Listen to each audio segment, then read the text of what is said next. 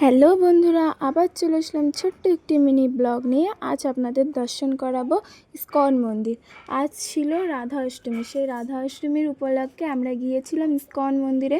সেই ইস্কন মন্দিরের ভিডিওটা আপনাদের কাছে একটু তুলে ধরলাম, দেখুন।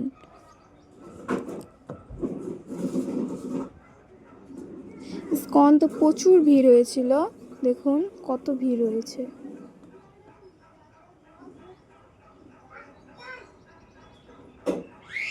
এখানটা একটা অনুষ্ঠান চলছিল রাধা অষ্টমীর জন্য। এখানটা সব মেয়েরা ডান্স করছিল।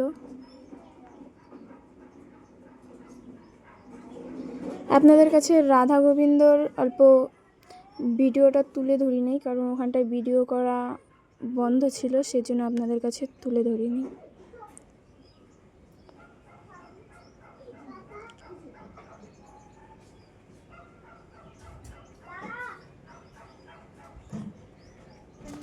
এই ছোট ছোট ভিডিওগুলোর আমাদের পাশে থাকো।